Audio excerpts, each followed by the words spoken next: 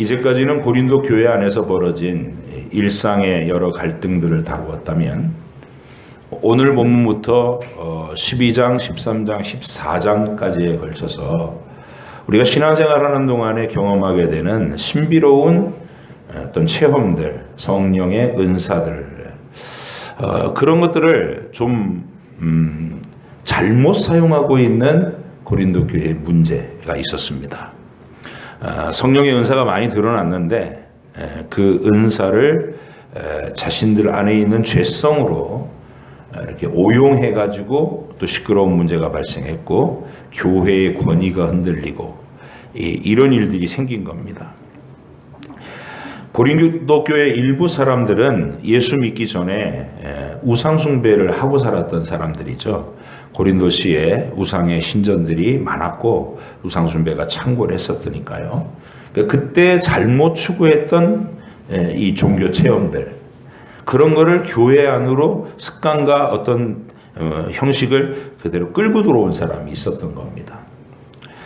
이 세상의 종교는 대체적으로 자신들이 원하는 소원을 성취하기 위해서 점을 치거나 치성을 드리거나 구술하거나 부적을 사서 붙이거나 하는 미신적인 부류가 있고 다른 한 축에서는 또 영적인 초월 상태를 추구하는 돛 닦는 종교, 온갖 종류의 도치 상태의 황홀경을 종교 경험의 최상의 경험으로 생각하는 그런 우상의 종교들도 있습니다. 고린도시의 우상 신전들에는 그런 모든 종류의 미신과 철학과 신기한 경험과 음란한 행위들이 함께 막 뒤섞여 있었던 그런 우상 숭배의 도시였습니다. 그런 곳에서 생활하던 사람들이 예수님을 믿고 교회 안으로 들어왔는데 믿음을 추구하는 모습이 성경을 통해 선지자들과 사도들을 통해 건전하게 가르쳐진 바대로 성장하는 게 아니라 자기들이 경험하고 살았던 고린도시의 종교 체험을 기독교로 끌고 들어와서 교회 안에서 그런 모습으로 막 발현시켰던 것입니다. 그래서 우상 숭배의 습관에서 예수님을 주로 고백했음에도 불구하고 그런 습관을 이렇게 오용해가지고 드러내고 있었던 것이 고린도 교회 시끄러운 문제가 된 겁니다. 세상의 모든 종교들은 그 속에 사람들을 미혹시키기 위한 각종 신기한 체험들을 일어나게 하고 또 내세우기도 합니다. 고린도시의 우상의 신전에서도 음행을 행하는 창녀 사제들 그런 활동과 더불어서 신기한 체험이라면서 일종의 환각 상태에 빠져서 막 알 수 없는 막 중얼거림을 반복하거나 황홀경에 이게 종교적 경험을 하는 그런 일들이 흔했던 것입니다. 그 당시에. 이것은 모든 종류의 이방 종교에서 일어나는 현상입니다. 신기한 체험들. 누구나 다 그런 걸 추구하죠. 그 배후에는 하나님의 진리를 흐리게 만들려는 사탄의 속임수가 항상 있기 때문에 사람들이 깜짝 놀랄 만한 신기한 일들도 많이 일어나는 거예요. 그래서 미신도 있고 우상의 종교가 성행하는 겁니다. 각 나라마다 양상이 약간 다르긴 하지만 본질은 언제나 동일해요. 신기한 현상으로 사람들의 이목을 끌어서 예수님을 믿는 참된 성경의 진리에 눈뜨지 못하고 마음이 혼탁하도록, 이게 항상 있는 위험입니다. 우리나라의 경우에는 죽은 사람들의 영혼이 구천을 떠돌면서 생전에 억울했던 한을 풀기 위해 활동한다, 이런 관념이 있죠. 그런 미신이 지배적으로 사람들을 다 사로잡고 있어요. 그래서 우리나라 영매들은 무당이라는 명칭을 가지고 귀신의 세력들과 접신해갖고 점을 치거나 또 죽은 원혼들을 불러서 생전의 목소리와 막 그 말투를 들려주는 등의 일을 합니다. 그 초혼이라요, 초혼. 죽은 원혼을 달래서 그 유족들과 죽은 사람만 알 수 있는 가족사의 어떤 아주 특별한 일들을 무당이 막 이 신들린 상태에서 막 쏟아내는 거예요. 그러면 가족들은 아이고 우리 딸이 돌아왔다면서 막 울고불고 난리를 칩니다. 장악을 하는 게 귀신의 영이 그들의 마음을. 그래서 죽은 사람의 목소리로 내가 이것이 억울하고 저것도 한이 맺혀서 못 떠나가고 이 구천을 떠돌고 있다고 또 그렇게 얘기하면 막 가족들이 가슴이 에이죠. 그러면 그 순간에 무당이 뭐라고 그래요? 구술해야 된다. 그래서 뭐 1,000,000원짜리 구술을 해야 된다. 뭐 이런 식으로 들어가는 거예요. 그래서 돈을 위해서. 매우 흔한 일입니다. 또 자신들이 귀신과 접신을 했다는 것을 증명하기 위해서 맨발로 작두를 타고 막 벌쩍벌쩍 뛰고 발이 베이지 않는 걸 신기하게 보여주고 막 그럽니다. 지나간 과거의 일을 말 그대로 귀신같이 맞춰가지고 사람들을 껌뻑 넘어가게 만들고, 이게 마귀가 이 세상 속에서 복음을 회방하기 위해서 벌이는, 사람들의 마음과 정신을 틀어잡기 위해서, 장악하기 위해서 사용하는 신기한 일들입니다. 고린도시의 우상숭배 종교 분위기도 딱 이랬던 겁니다.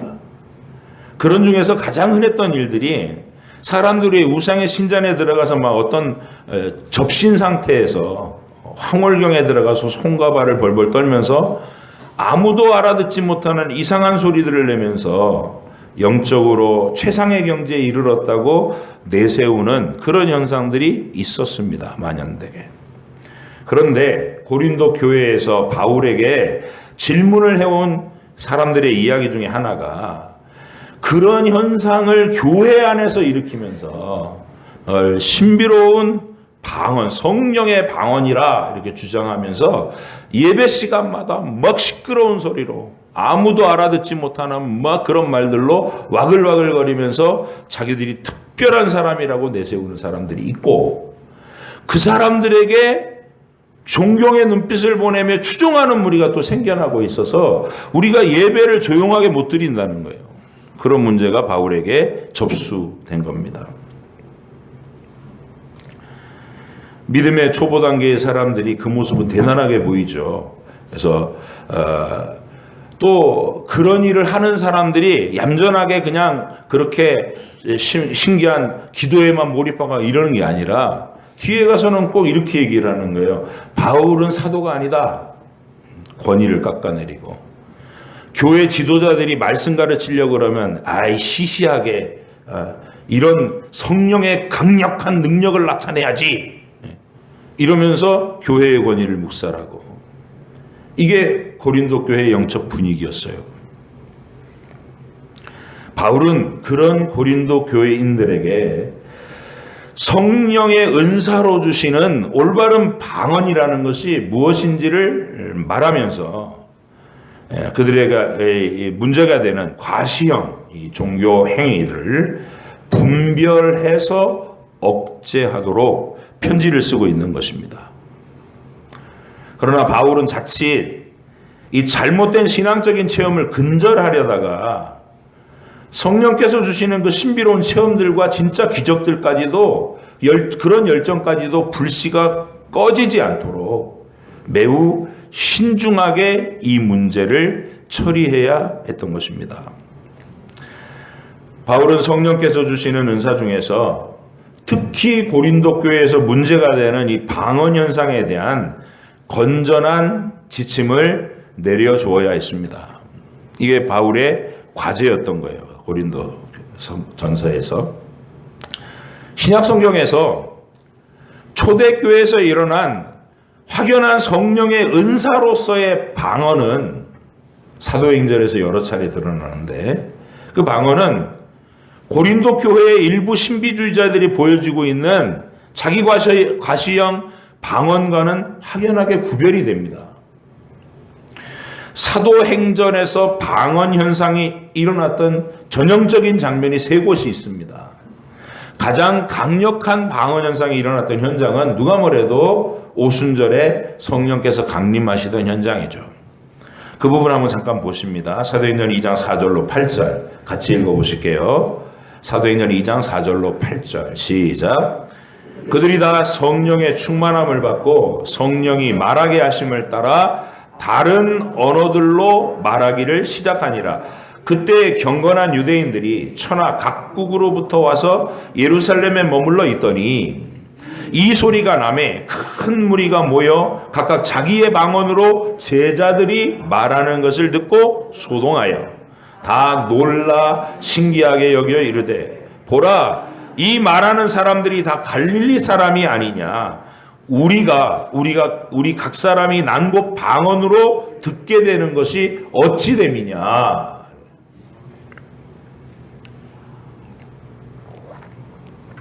그 현장에는 오순절 명절 기간이었으니까 각 지역에 흩어져 살고 있던 언어가 다른 각 나라 사람들이 모여가지고 그들이 알아들을 수 있는 말로 복음을 듣게 하기 위해서 성령께서 유대인들, 갈릴리 사람, 뭘 배운 사람들도 아니에요. 헬라 말을 일부러 익힐 수 있는 수준의 사람들도 아니었고 어부 출신이었던 이 제자들의 입을 열어서 한 번도 배워보지 못한 이방의 언어를 유창하게 구사하게 하신 거예요. 예수님의 복음을 알아들을 수 있는 말로 선포하게. 이 말은 아무도 못 알아듣는 혀가 꼬이는 그런 말이 아니라 분명하게 전달되는 복음을 외국말로 전달하는 방언이었어요. 그 다음 장면은 베드로가 성령께 이끌려서 이방인 고넬료의 집에 복음을 전하러 갔을 때 또 그런 현상이 일어납니다. 한번 똑같이 보시죠. 사도행전 10장 44절로 46절 시작. 베드로가 이 말을 할 때에 예수 그리스도의 복음을 전할 때 그 말이에요.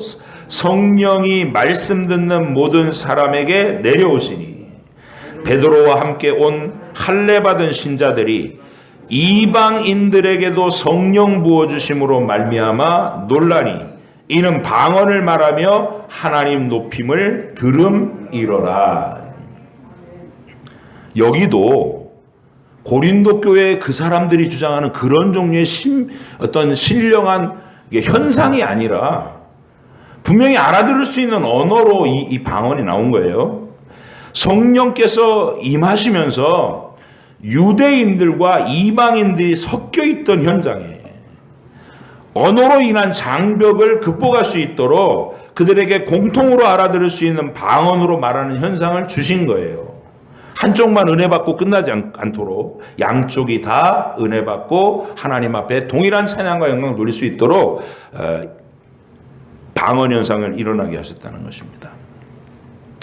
잘 아시는 대로 오늘날 얘기하는 방언 체험, 고린도 교회의 그 사람들이 주장하는 방언 체험은 자기들 나름대로는 영어 방언을 받았다, 나는 중국어 방언을 받았다, 난 러시아 방언이다, 뭐 이렇게 말들은 하지만 실제로 은사주의자들이 말하는 방언은 해당 나라의 외국 사람들한테 들려줘도 전혀 알아듣지 못하는 현상일 뿐입니다. 그냥 영어처럼 들릴 뿐이에요. 영어가 아니에요. 중국어처럼 들릴 뿐이지 중국어가 아닙니다. 하지만 사도행전에 등장하는 방언들은 모두 그 현장에 언어가 다른 두 집단, 세 집단이 있을 때 한쪽 누군가에게 상대편 언어로 말할 수 있는 능력을 주셨던 언어로서의 방언이었다는 점이 매우 중요합니다. 사도행전에서 또 한 번의 방언 현상은 바울이 에베소에서 전도를 했을 때입니다. 사도행전 19장 4절로 7절 또 한 번 같이 읽어보실게요. 시작. 바울이 이르되 요한이 회개의 세례를 베풀며 백성에게 말하되 내 뒤에 오시는 이를 믿으라 하였으니 이는 곧 예수라 하거늘 그들이 듣고 주 예수의 이름으로 세례를 받으니 바울이 그들에게 안수하며 성령이 그들에게 임하심으로 방언도 하고 예언도 하니 모두 12사람쯤 되니라. 에베소시에서 바울은 유대인의 회당에 몇몇 찾아가서 전도를 하다가 후에는 그들이 받아들이지 않자 헬라인들의 두란노 서원에서 복음을 전했습니다. 당연히 바울의 청중들은 유대인들의 말을 쓰는 유대인들과 히브리어를 쓰는 유대인들과 헬라어를 쓰는 이방인들이 섞여 있는 공동체였어요. 그곳에서 성령 충만의 현상이 일어났을 때 성령께서는 방언을 주셔서 언어의 장벽을 뛰어넘어 유대인과 이방인들로 구성된 공동체에 동일하게 큰 증거로 주셨던 것입니다. 한쪽이 못 알아들어서 배제되는 일이 없도록 이게 하나님이 주셨던 본질적인 방언의 용도예요. 방언 은사의 용도. 반면에 똑같이 이방 땅의 사도들이 파견돼 안수했던 장면이 있는데 그때는 방언에 대한 얘기가 전혀 없는 곳이 한 곳도 있습니다. 바로 빌립 집사가 전도했던 사마리아에서의 전도입니다. 그 장면도 한번 보실게요. 사도행전 8장 14절로 17절 시작. 예루살렘에 있는 사도들이 사마리아도 하나님의 말씀을 받았다 함을 듣고 베드로와 요한을 보내매 그들이 내려가서 그들을 위하여 성령 받기를 기도하니 이는 아직 한 사람에게도 성령 내리신 일이 없고 오직 주 예수의 이름으로 세례만 받을 뿐이더라. 이에 두 사도가 그들에게 안수함에 성령을 받는지라. 그리고 여러분 사도행전 8장 눈 씻고 찾아봐도 방언도 같이 받았다 이 말이 없어요. 왜 그럴까요? 사마리아 성은? 사마리아 사람들은 유대인들과 언어가 같았어요. 예수님이 수가성 여자한테 갔을 때 통역 앞 세우지 않았잖아요. 바로 대화가 가능한 같은 언어를 쓰기 때문에 거기서는 방언의 은사가 나타날 이유가 없는 거예요. 왜? 다 알아듣기 때문에.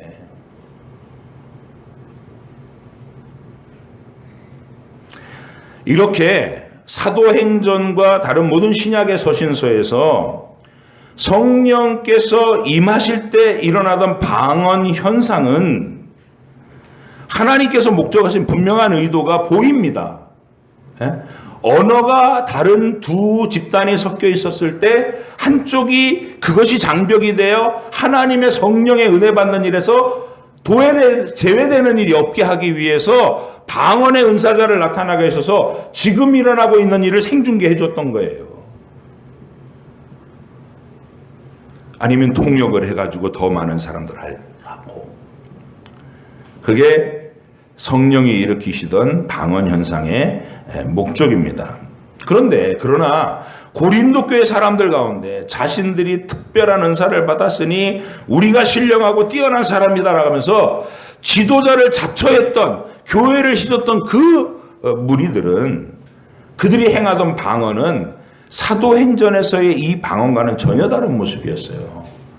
아무도 알아들을 수 없는 땅의 언어가 아닌 거예요. 헬라어도 아니고 유대어도 아니고 히브리어도 아니고 그들은 그걸 천사의 말이라고 주장했습니다.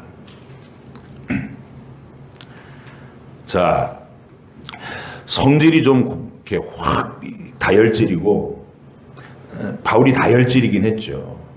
그리고 자기가 생각하는 그 배대로 성도들 앞에서 확 막 카리스마적으로 막 누르는 사람이었다면 바울이 그 사람들 딱 찍어서 너네가 받은 것은 거짓 방언이야. 이거 귀신의 장난이야. 방언 멈춰. 이랬을 거예요. 근데 바울은 하나님 앞에서 지금 고린도 교회를 대할 때 그렇게 무지막지한 말로 한 칼에 자를 수가 없어요.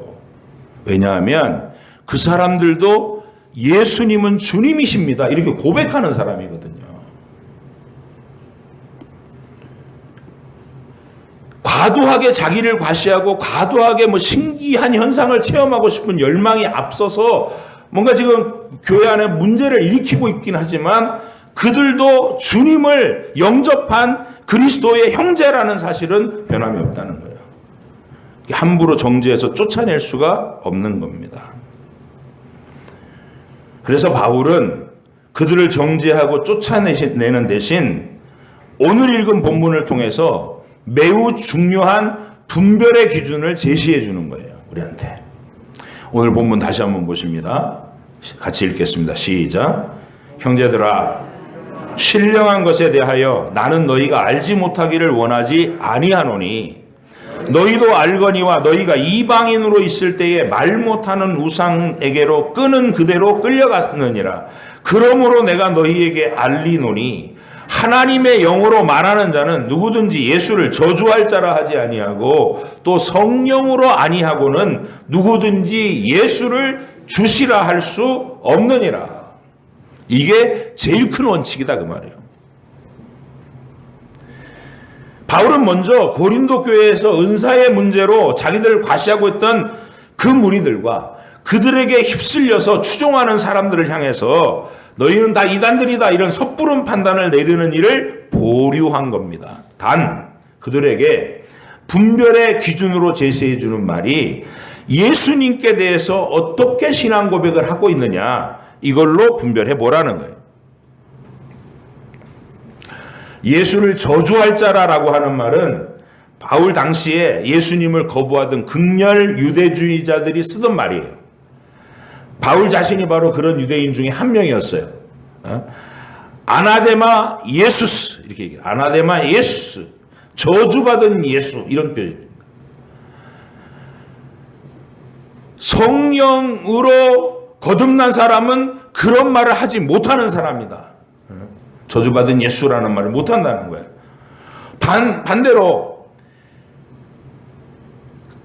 성령으로 말미암지 않고는 예수님은 주님이시다 이런 말을 할 수 없다는 거죠.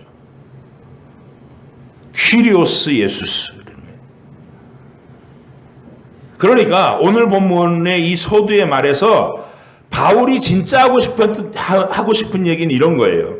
예수님을 저주할 자라고 말하지 않고 예수님은 주님이시다라고 고백을 하는 사람이라면 설령 지나친 자기과시로 교회에서 지금 문제를 일으키고 있는 사람들이라도 내쫓아야 될 이단으로 정죄할 수는 없다는 입장인 거예요.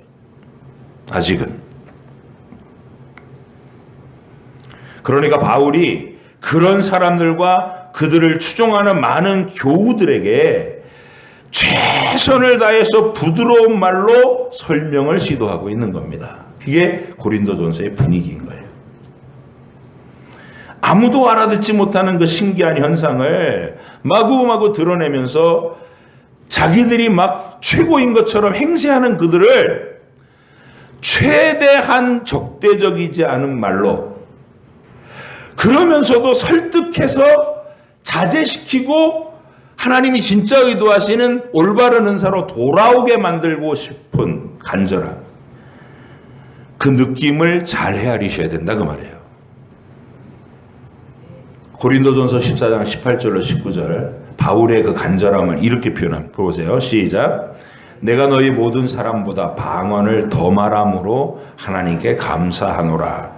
그러나 교회에서 네가 남을 가르치기 위해 깨달은 마음으로 5마디 방언을 하는 것이 5마디 말을 하는 것이 1만 마디 방언으로 말하는 것보다 나으니라. 저를 보세요.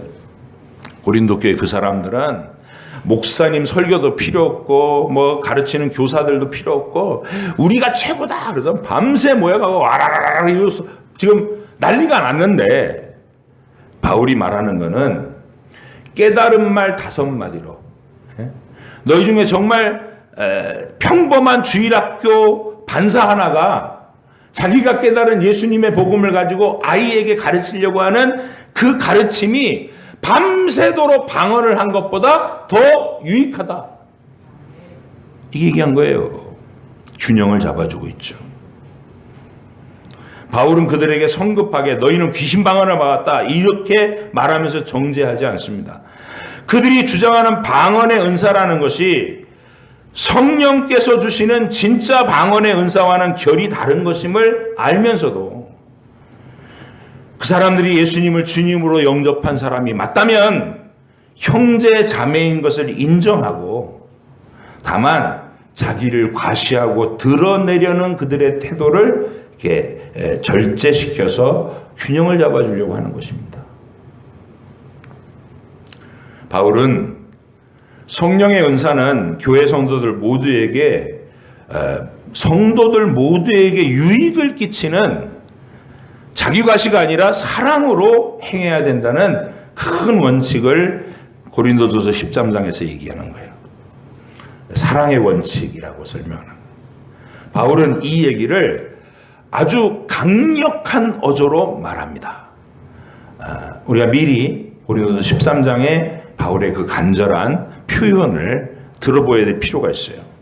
13장 1절로 3절입니다. 같이 읽으실게요. 시작. 내가 사람의 방언과 천사의 말을 할지라도 사랑이 없으면 소리나는 구리와 울리는 꽹과리가 되고, 내가 예언하는 능이 있어 모든 비밀과 모든 지식을 알고 또 산을 옮길 만한 모든 믿음이 있을지라도 사랑이 없으면 내가 아무것도 아니요. 내가 내게 있는 모든 것으로 구제하고 또 내 몸을 불사르게 내줄지라도 사랑이 없으면 내게 아무 유익이 없느니라. 바울은 성령께서 각 사람에게 은사를 주실 때 그 은사의 능력은 한이 없을 만큼 강력하다는 사실을 인정하고 있어요. 그래서 사람의 알아들을 수 있는 방언과 심지어 다른 사람이 알아들을 수 없는 신비로운 천사의 말을 할 수도 있다고 전제를 하는 거예요. 또 성령께서 은사를 주시면 점쟁이들이 돈을 목적으로 하는 저급한 예언 정도가 아니라 진짜 심오한 하나님의 비밀과 지식을 드러낼 수 있다는 가능성도 인정을 해요. 그는 산을 옮길 만한 강력한 믿음의 파워도 인정하고 자신의 재산을 다 풀어서 다른 사람에게 구제할 수 있는 그런 종류의 성님도 할 수 있다는 것. 그리고 자신의 목숨까지 아낌없이 순교의 제물로 바칠 수 있는 초인적인 담대함도 성령의 은사로 가능하다는 것 다 인정합니다. 하지만 그러면서도 결정적으로 가르치는 원칙은 그 모든 것들이 가능하고 그런 수준의 강력한 은사를 받은 사람이라고 해도 그 마음과 태도에 다른 사람을 먼저 배려하고 섬기려는 사랑이 결여되고 자신의 능력을 과시하고 사람들 위해 군림하는 태도를 가지는 순간 그렇게 강력한 은사를 소유했어도 아무것도 아닌 것이 되고 만다는 이 기조를 잡고 이야기를 풀어나가는 것입니다. 교회 안에는 자기들 나름대로 하나님께 은혜를 받고 또 심오하고 신비로운 은사와 능력을 나타내는 사람들이 있습니다. 하나님 주셔요. 교회 유익을 위해서.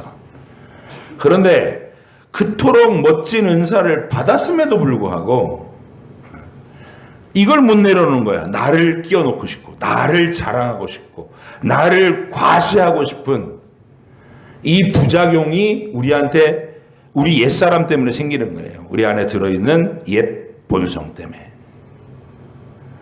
이게 우리가 억제하지 스스로 알고 누르지 않으면 자꾸 그게 먼저 튀어나온단 말이에요.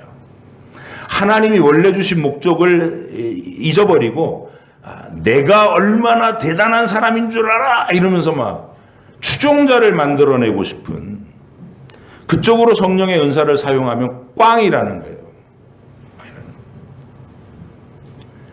신중한 주의가 요구되는 거죠. 하나님의 교회 안에서 모든 성도들은 해박한 성경 지식과 신령한 체험들을 할 수 있는 한 풍성하게 개발하고 누리고 사용할 수 있어야 합니다. 바울이 말하고 있는 것처럼. 그렇지만 우리들 안에 들어있는 옛사람의 죄성이 그 아름답고 멋진 은사와 능력들을 자기 자랑으로 헛되게 할 수 있다는 점을 유념해서 항상 겸손하게 은사를 사용하려고 하는 이 태도, 이것을 우리 모두가 힘써야 할 줄로 믿습니다.